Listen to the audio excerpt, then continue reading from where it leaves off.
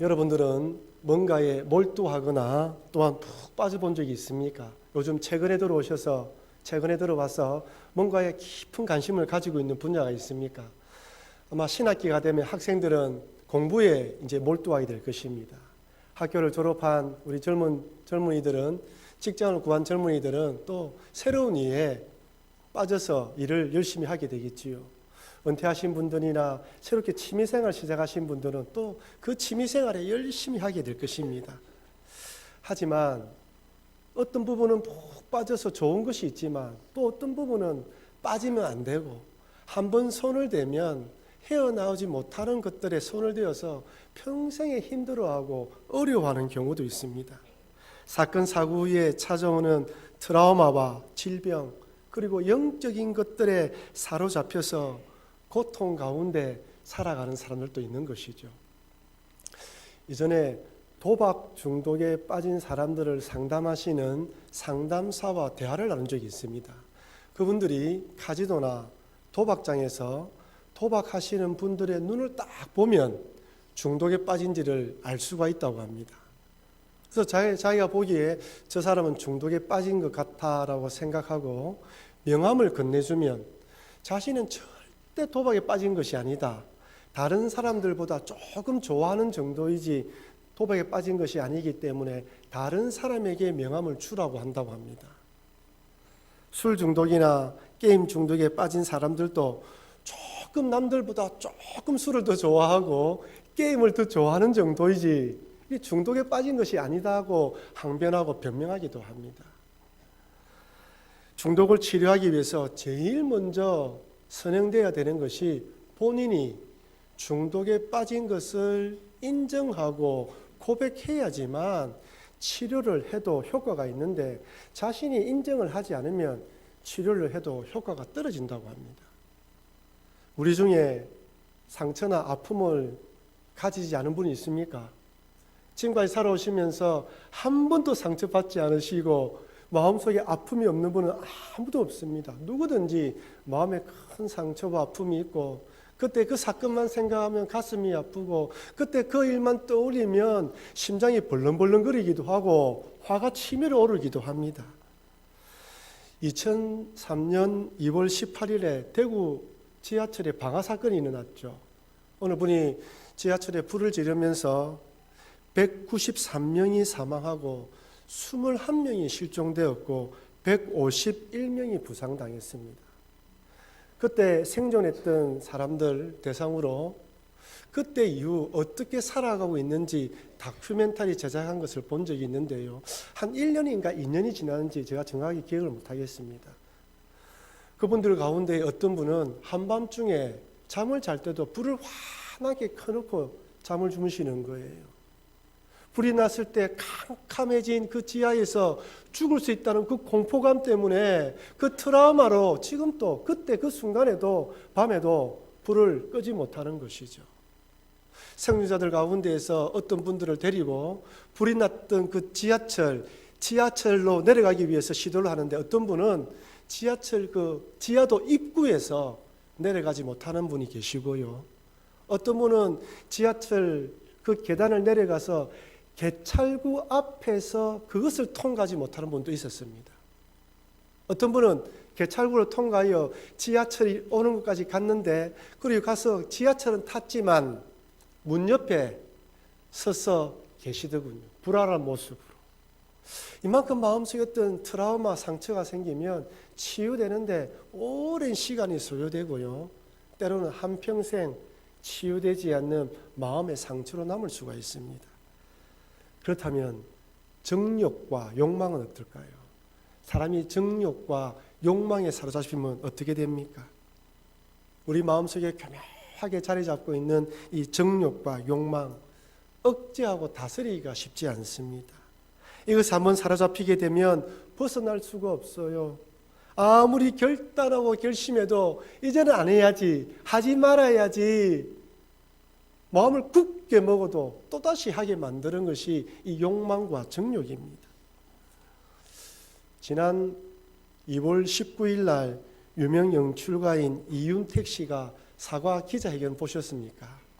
그는 시 평론가, 시나리오 작가, TV 드라마, 신문 칼럼 등을 쓰는 문학가이며 뮤지컬, 무용, 축제극, 이벤트 연출 등 다방면에서 활동한 연출가입니다. 그분이 연극 연출만 25개, 드라마와 영화 집필 14개, 수상 경력만 25개가 있습니다. 한마디로 성공한 분이죠. 이런 그가 막강한 지위를 이용하여 여배우를 성폭행하고 성추행하면서 사과 기자회견을 했습니다. 저는 그 부분을 보면서 그가 발언한 내용을 주목하게 되었는데 이런 말을 하더군요. 정작 어떤 때는 이게 나쁜 죄인지 모르고 저지를 수도 있고 어떤 때는 죄의식을 가지면서도 제 더러운 욕망을 억제하지 못할 수도 있습니다.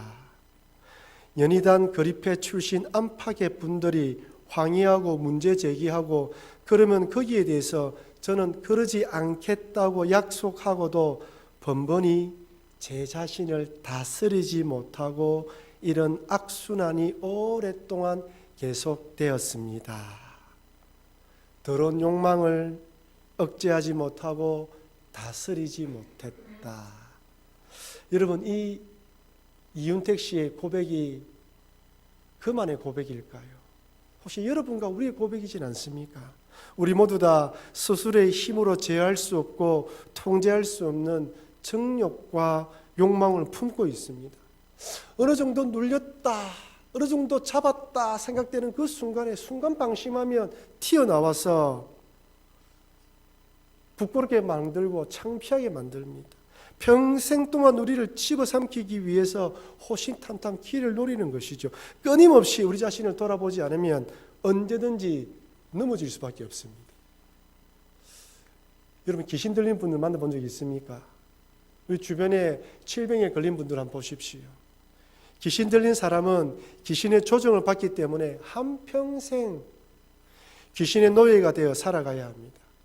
병에 걸리면 어떻습니까? 감기 몸살에만 걸려도 몸이 힘이 빠지고 제대로 이 컨디션이 회복되지 않습니다. 하지만 암이나 불치병에 걸리면 죽을 때까지 고통을 당합니다. 예전에 오래전 이야기인데 그분이 암에 걸리셨는데 신방을 원하지 않아요. 암에 걸리면 마지막에 어떻게 됩니까? 살이 쫙 다 빠지고 뼈만 남지 않습니까? 그런 몰골을 보여드리지 못하겠다는 거예요. 이전에 건강할 때 모습은 전혀 찾아볼 수 없고 뼈만 앙상하게 남은 몰골로 세상을 떠나게 만드는 것이 질병입니다. 아마 우리 중에 그 어느 누구도 중독에 빠지거나 트라우마와 상처로 괴로워하고 정욕과 욕망에 사로잡히고 악한 영의 다스림과 질병에 걸리는 것을 원하는 사람은 아무도 없습니다. 하지만 인생이 어떻습니까? 원하지 않고 바라지 않는다고 됩니까? 때로는 이것들에 사로잡혀서 괴로워하고 힘들어할 때가 한두 번이 아닙니다. 창피하고 부끄러울 때도 있습니다. 벗어나고 싶지만 벗어날 수가 없는 것이죠. 누가 이 속박을 좀 깨버리고 오면 좋겠는데 그렇게 되지 않아서 괴로울 때가 한두 번이 아닙니다. 그런데 오늘 성경을 보면 이렇게 눌리고 매이고 포로된 자처럼 살아갈 수밖에 없는 우리 인생, 아픔과 힘든 마음을 가지고 살아갈 수밖에 없는 이런 인생들을 위해서 누가 오셨다고요? 예수님이 오셨다고 말씀합니다. 메시아로, 그리스도로, 거룩한 자로 이 땅의 그 모든 사슬을 끊어버리고 참된 해방을 누리도록 예수님이 오셨다고 성경은 말씀합니다. 누가복음 4장 18절 말씀을 우리 소리내어서 읽어보겠습니다. 주의 성령이 내게 임하셨으니 이는 가난한 자에게 복음을 전하게 하시려고 내게 기름을 부으시고 나를 포로된 자에게 자유를, 눈먼 자에게 다시 보게 함을 전파하며 눌린 자를 자유롭게 하고. 아멘. 내게 기름을 부으시고 나를 보내사 포로된 자에게 자유를, 눈먼 자에게 다시 보게 함을, 눌린 자를 자유롭게 한다고 말합니다. 병, 질병이나 귀신이나 아픔이나 상처나 잊어버리고 벗어나고 싶은 모든 것에서 오직 예수님만이 해방시켜 줄 수 있다는 거예요. 이 일을 위해서 우리에게 이 땅에 오셨다고 말씀합니다. 오늘 본문은 예수님께서 하신 말씀이 진짜임을 증명이나 하듯 권위 있는 말씀을 선포하시고, 귀신 들린 자에서 귀신을 쫓아내시고, 병자들을 일일이 안수하여 고쳐주시고, 베드로의 장모 같은 경우는 열병을 꾸짖어 쫓아내십니다. 봐라, 내가 하나님 아들이다. 나에게 나오는 자들은 모든 것에 해방된다는 걸 보여주시는 것이죠. 그러니 오늘 말씀을 통해 예수님은 이 땅에 오신 메시아이며 구원자이심을 다시 한 번 더 확인하셔서, 확신하셔서, 여전히 여러분 마음속에 남아있는 상처, 아픔, 중독, 괴로움, 여러 죄들이 있다면 다시 한번 예수님을 의지하고 기도하면서 그분을 바라보시면서 끊어버리시는 여러분과 제가 되길 주의 이름으로 축원합니다. 여러분, 예수님 믿는다는 것은, 성령님이 내 안에 임재한다는 것은 그 성령님을 통하여 참된 자유를 누리는 것입니다. 어느 것에도 매이지 않고 그 예수님을 인하여 기뻐하며 어떠한 상황 가운데서도 소망을 가지고 살아가는 것, 이것이 복된 기쁨이지 않습니까? 오늘 본문은 먼저 이렇게 시작합니다. 누가복음 4장 31절입니다. 갈릴리의 가버나움 동네에 내려오사 안식일에 가르치심에. 지난주에 예수님께서 나사렛에서 말씀을 선포했는데, 나사렛 사람들은 요셉의 아들로 바라보고 예수님을 배척하고 심지어 죽이려고 했죠. 그래서 성경학자들은 그때 그 사건 이후로 예수님께서 가버나움으로 이사 오신 것으로 생각합니다. 그러니 오늘 본문에서 가버나움 동네에 내려왔다는 말은 이사하셨다는 말입니다. 그런데 누가는 이렇게 가버나움에 내려오신 예수님의 행적을 기록하면서 연대적으로 기록하지 않았어요. 다른 사복음서를 읽어보면 누가복음 5장 그 다음 장에 나오는 예수님께서 제자들을 부르신 장면이 나오고, 이어서 오늘 본문의 회당에서 권위 있는 말씀을 선포하시고 귀신들을 쫓아내시고 병자들을 치료하십니다. 그런데 누가는 제자들 부르신 것을 뒤에 놓고 예수님께서 이런 이적과 기사 행한 것을 먼저 기록하고 있습니다. 왜 그랬을까요? 왜 누가는 이 사건을 먼저 기록한 것일까요? 그것은 나사렛에서 선포하신 그 예수님의 그 말씀이 진짜라는 것을 독자들에게 빨리 증거하기 원했던 거예요. 그 예수님이 진짜 메시아라는 것을 읽는 독자들에게 확인시켜 주기 위해서 이 사건을 먼저 기록하고 있다는 것입니다. 누가는 예수님께서 그리스도이심을 두 가지 사건을 통해서 우리에게 보여주십니다. 첫 번째는 귀신들의 입을 통해 증거하십니다. 누가복음 4장 34절입니다. 우리 같이 한번 읽어볼까요? 아, 나사렛 예수여, 우리가 당신과 무슨 상관이 있나이까? 우리를 멸하러 왔나이까? 나는 당신이 누구인 줄 아오니 하나님의 거룩한 자니이다. 계속 읽어볼까요? 여러 사람에게서 귀신들이 나가며 소리질러 이르되 당신은 하나님의 아들이니이다. 예수께서 꾸짖으사 그들이 말함을 허락하지 아니하시니 이는 자기를 그리스도인 줄을 알미러라. 아멘. 예수님 누구라고요? 거룩한 자입니다. 예수님 누구라고요? 하나님의 아들입니다. 예수님 누구라고요? 그리스도라는 거예요. 누가 알았다고요? 귀신이 알았습니다. 영적인 존재, 겉만 보지 않고 내면을 보는 것, 보이지 않는 귀신은 예수님이 비록 목수의 아들의 옷을 입고 있었지만 그분이 하나님의 아들이라는 것을 정확하게 알았습니다. 그렇다고 귀신이 예수님을 지식적으로 알았다고 예수님을 믿었다고 말씀드리는 것은 아닙니다. 여러분, 예수님을 안다고 예수님 믿는 것은 아닙니다. 죄송하지만 여러분들이 이 자리에 앉아서 말씀을 듣고 있지만 그 예수님을 내 마음의 구주로, 그 예수님과 함께 살아가며 그 예수님과 동거하며 그 예수님 말씀대로 순종하며 살아가려는 열망이 없다면, 그리고 내 안에 성령이 계시는 것을 확신하지 못한다면 나의 신앙을 한번 점검해 봐야 됩니다. 귀신은 예수님을 알았지만 반대편에 섰습니다. 아울러 귀신은 자신의 마지막이 어떻게 될지 잘 알았습니다. 그래서 이렇게 말합니다. 우리를 멸하러 왔나이까. 이 말씀은 예수님이 재림하시는 그 날에 우리를 멸할 것은 우리가 알고 있는데 왜 지금 이렇게 일찍 오셔서 우리를 괴롭게 하십니까?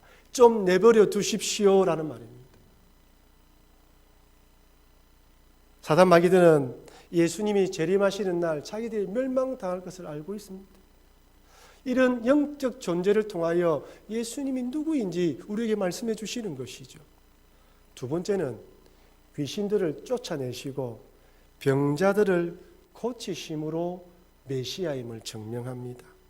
예수님께서 귀신을 쫓아내시고 병자를 고치시는 모습을 보면 두 가지 방법이 있음을 알고 있습니다. 그 첫 번째 방법이 꾸짖는 거예요. 누가복음 4장 36절 말씀 같이 읽어보겠습니다. 다 놀라 서로 말하여 이르되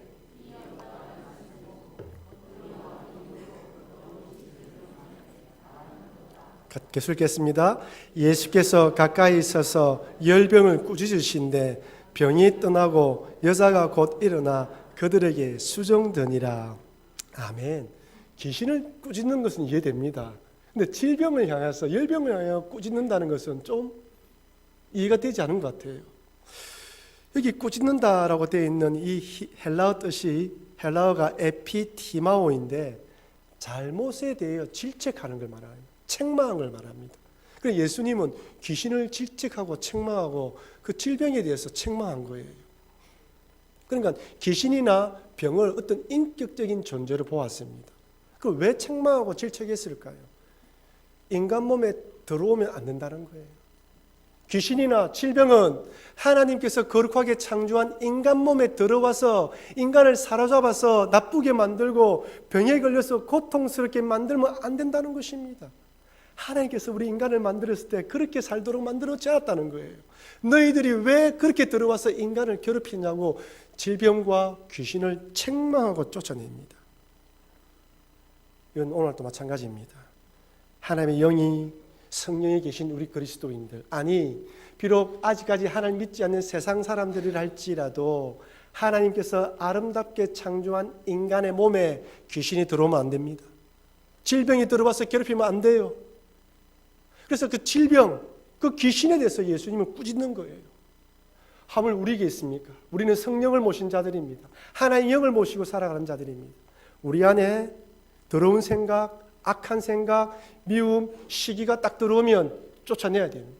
악하고 더러운 것들아 떠나갈지어다. 나사렛 예수는 명하노니 나의 마음을 괴롭히고 주님 안에서 평안을 누리지 못하게 만드는 것들아 떠나갈지어다. 외쳐야 되는 거예요. 질병에 대해서 마찬가지입니다. 우리가 병에 걸리면 병원에 가서 의사를 만나고 약을 먹어야 돼요. 하지만 나를 괴롭히는 그 질병에 대해서 꾸짖어 책망하면서 기도해야 됩니다. 물론 병에 걸린다고 기도한다고 다 낫는 것은 아닙니다. 왜냐하면 우리는 죽어야 천국에 갑니다. 이 몸을 벗어야 부활의 몸을 입기 때문에 때로는 하나님께서 병을 사용하여 우리를 천국으로 인도하는 도구로 사용합니다. 비록 하나님이 그런 도구로 사용한다 할지라도 질병에 대해서는 꾸짖어 책망해야 되는 거예요. 믿음 있는 사람만 책망할 수 있습니다. 예수 그리스도를 구주로 모신 자들은 얼마든지 이 질병에 대해서 책망할 수 있는 것이죠. 이렇게 질병에 대해서 귀신에 대해서 꾸짖은 예수님께서는 두 번째로는 병자들에 대해서 일일이 안수하십니다. 4장 40절 말씀 우리 같이 한번 읽어보겠습니다. 해질 무렵에 사람들이 온갖 병자들을 데리고 나오매 예수께서 일일이 그 위에 손을 얹으사 고치시니. 아멘. 특별한 사람만 손을 얹었습니까? 어떤 자들에게만 손을 얹었습니까? 아닙니다. 일일이 그 위에 손을 얹어서 고치셨습니다. 여러분, 유대인들은요, 병에 걸린 것을 죄와 연관시켜 생각하기 때문에 병자들에 대해서 손을 대는 것을 꺼려했습니다. 마치 죄인인 것처럼 생각한 것이죠. 죄가 자기에게 오염되는 것, 전염되어 올 것으로 생각했습니다. 여기도 궁금한 점이 있습니다. 예수님께서 질병에 걸린 자들, 질병을 꾸짖었잖아요. 질병이 떠나갔습니다. 그렇다면 왜 또 손을 얹어서 고치셨을까요? 왜 그랬을까요? 예수님께서 병자의 손을 대니까 그 죄가 예수님께로 그 병이 예수님께로 전이되는 것이 아니라 하나님의 은혜가, 하나님의 능력이 증가되어서 병이 치료되었습니다. 예수님의 안수에는 편견과 차별이 없습니다. 누구든지 예수님께 나오는 자, 누구든지 예수님으로 고침을 받았습니다. 여기서 손으로 번역된 헬라어의 원뜻을 바라보면요, 복수로 되어 있어요. 한 손을 얹은 것이 아니라 두 손을 얹었습니다. 왜 예수님께서 안수하신 것일까요? 그것은 질병에 걸려서 중독과 상처와 아픔으로 힘들어하는 우리를 불쌍히 여기시는 거예요. 안타깝게 생각하는 것입니다. 이런 우리들을 바라보면서 너무나 안타까워서 그 손으로 만져주고 싶은 거예요. 안아주고 싶은 것입니다. 우리 예수님은 여러분들이 질병과 고통과 아픔을 가지고 기도할 때 그렇게 만드는 것에 대한 질책하지만 여러분들은 안아주시는 분입니다. 그래서 예수님께 나올 때마다 품어주시는 주님을 바라보며 기도하며 달려와야 하는 것이죠. 옛날에 눈에 티끌이 들어가면 여러분의 어머니들이 어떻게 했습니까? 어머니의 혀로 그 눈을 핥아서 눈에 있는 티끌을 빼주었어요. 예수님께서는 우리들이 병으로 고통당을 바라보면서 안타까워서 마치 어머니처럼 우리를 품어주시는 것입니다. 저는 이런 예수님의 사랑의 손길이 오늘 예배에 참석하신 모든 성도님들의 상처와 아픔에 임하고 병든 몸에 안수되어 회복과 치유가 일어나길 주의 이름으로 축원합니다. 예수님의 능력은 그때만 유효한 것이 아니라 지금도 유효합니다. 예수님께서 재림하시기까지 하늘 문은 여전히 열려 있고 예수님의 은혜는 계속해서 부어줍니다. 그러니 이 사실을 믿고 나올 때마다, 기도할 때마다 이 믿음으로 나오셔서 그 어떤 아픔과 힘듦이 있더라도 치유되는 은혜가 여러분들 임하기를 주의 이름으로 다시 한번 더 축원합니다. 오늘 본문에 예수님으로 고침받은 자들을 한번 보십시오. 공통적인 특징이 무엇입니까? 예수님이 계신 곳에 그들이 있었어요. 예수님께 나와왔습니다. 병자들은 사람들의 손에 이끌려고 왔고 베드로의 장모도 누가 예수님께 좀 도와달라고 이야기를 했어요. 즉 예수님을 믿고 나오는 자들이 치유받았다는 것입니다. 이 믿음 안에, 예수님을 믿는 믿음 안에 있으면, 온전히 거하면 삶의 여러 어려움 가운데에서도 이겨낼 수 있는 소망과 희망을 주실 뿐 아니라 결국에는 극복하게 만들어줍니다. 복음송 가수인 김도현 형제가 예수는 나의 힘이요 라는 찬양을 불렀습니다. 가사가 이렇습니다.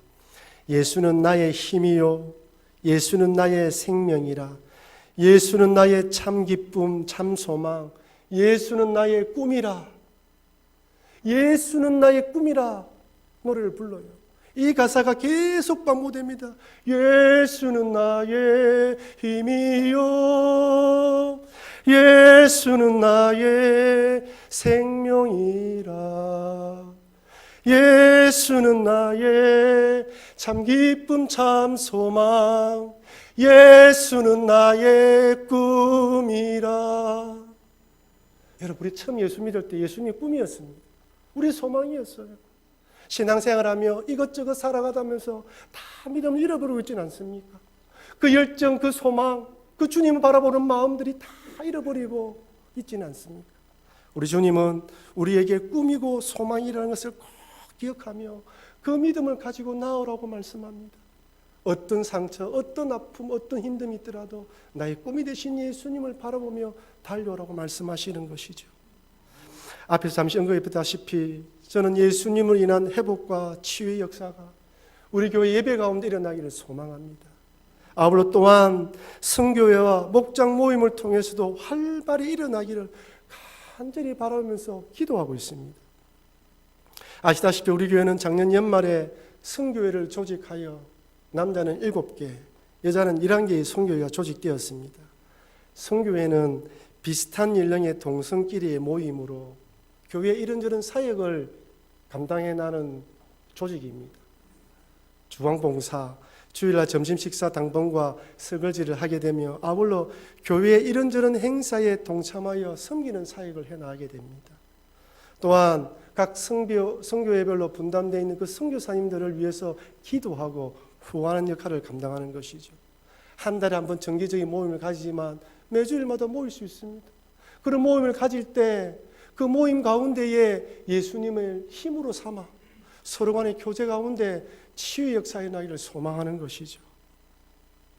그러나 여러분 가운데 혹시 아직 선교에 참석하지 않은 분들이 있다면, 선교회 회장이든지 선교회 임원들이 선교에 참석하라고 권유하면 적극적으로 참석하셔서 이 교회를 세우는 일에 협조해 주시면 감사하겠습니다.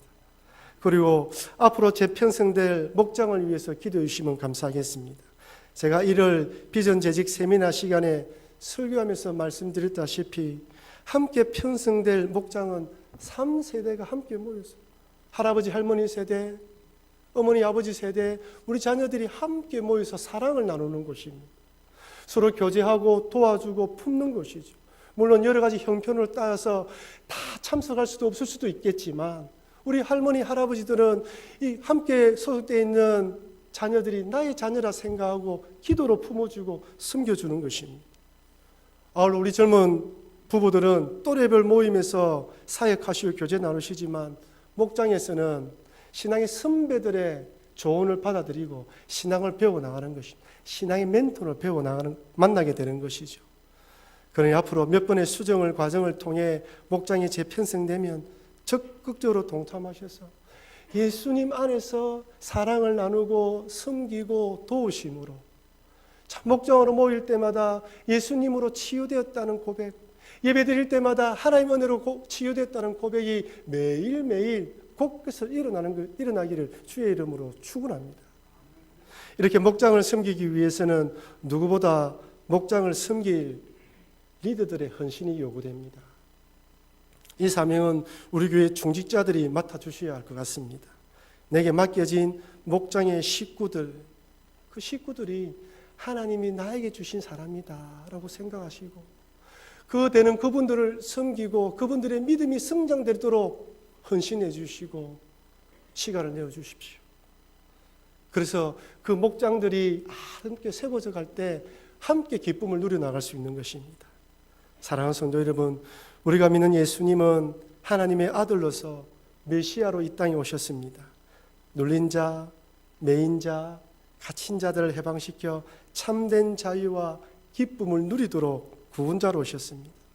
그럼 오늘 이 시간에 기도하실 때 내 마음의 상처와 아픔, 트라우마, 중독, 욕망과 정욕 등등이 있다면 예수님으로 그 모든 사슬이 끊어지게 해달라고 기도하시기를 바랍니다. 아울러 우리들이 예배로, 성교회로, 목장으로 모일 때마다 이런 놀라운 역사들이 매번 일어나게 해달라고 기도하셔서 온 교회가 예수님 안이 나의 힘, 나의 소망, 나의 꿈이라는 고백으로 서로 사랑하며 섬김으로 하나님을 찬미하는 교회, 온 백성에게 칭송받는 교회, 주께서 구원받는 사람을 날마다 더하는 교회가 되는 일에 앞장서 주시는 그런 교회를 위해서 다시 한번 달려가 주시는 여러분과 제가 되길 주의 이름으로 축원합니다.